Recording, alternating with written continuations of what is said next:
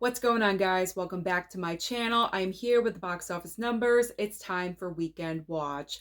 No surprise here that Taylor Swift is back on top at the box office.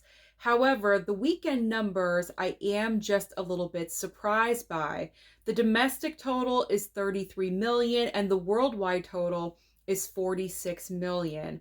Now, I am not saying that these are bad numbers because they are not. They are very solid numbers, but I expected totals to be just a little bit higher because this is a limited run film.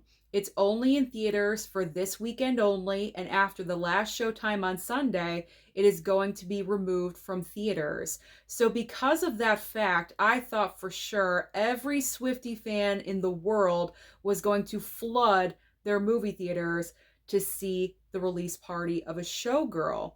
So I anticipated the film to open or to have the weekend total to be between 50 and 60 million, but $33 million is a very solid weekend number. I don't want you thinking I'm saying that it's bad because I'm not. I'm just surprised because this is Taylor Swift and anything that she does, it's just through the roof. So 33 million is solid, but I anticipated just a little bit more. Now let's talk about the rest of the top five. Second and third place. Second place is One Battle After Another with $11.1 million in weekend number two. And I'm very happy to report that the worldwide total is 101 million. I think what happened is that more markets opened up overseas, and so that allowed the movie to really gain traction internationally and push the film over 100 million. So I'm very happy to see that number. However, in third place is The Smashing Machine. This movie failed to find an audience, not a huge audience, somewhat of an audience, but it's really not that great.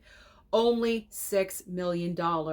Now, I do not have a worldwide total for The Smashing Machine, but I would like to comment about this film really quickly because I did see it on Thursday. I was very much looking forward to seeing this film because the rumor was Dwayne Johnson, Emily Blunt could be award season contenders for the film. And I absolutely did not enjoy this movie. It's one of the biggest disappointments of the year for me. I think I gave it a 2.5 star. Their performances are definitely the highlight of the film, but that is pretty much it. The movie, the way it's filmed, I did not appreciate that at all. And there really was not a lot of context, does that make sense, for me to get attached to as a viewer of the film. I was just extremely disappointed with this because I was expecting a knockout of a film, no pun intended, and it just was not. I gave it a 2.5 star. I was incredibly let down by The Smashing Machine. Fourth and fifth place. Fourth place goes to Gabby's Dollhouse, the movie, $5.2 million, and the worldwide total is 32 million. Rounding out the top five, in fifth place is The Conjuring Last Rites, $4 million this past weekend, and the worldwide total, $458 million. Do you think this film is going to get to 500 million? It's extremely close. Possibly it could get there. You never know. We're always going to keep an eye on it. Now let's talk about the brand new films that are going to be competition this coming weekend. We have three major main brand new releases. We have Tron Ares. We also have Roofman and Kiss of the Spider-Woman.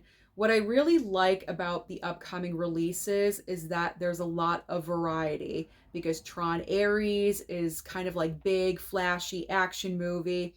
Roofman is based on true events and it's kind of like the perfect date night film. And then you have a musical. Kiss of the Spider-Woman is a musical. I'm not really sure how well that film is going to perform. I'm not anticipating anything huge because, number one, I think there's been a severe lack of marketing and advertising for the film, and also musicals do not make money nowadays. So I do not think Kiss of the Spider Woman is going to make the top 3. So what do I think is going to be 1, 2, 3 at the box office this time next week? Let's talk about it.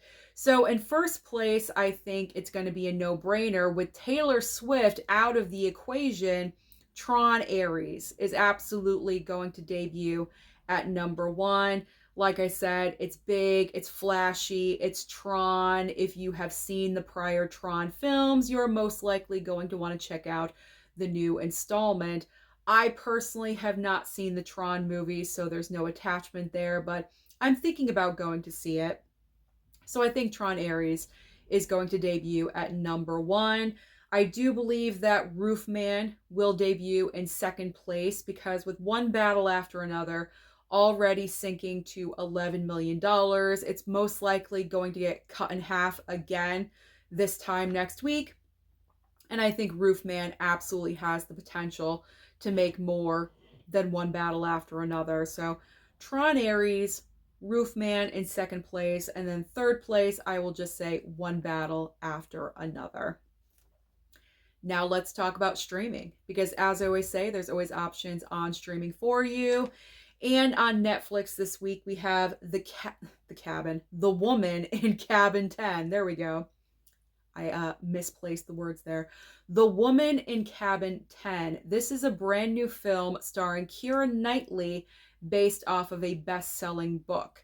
Now, I've never heard of the book before. Obviously, I've never read it, but I am intrigued. I put it on my streaming list, so hopefully I can get to that one.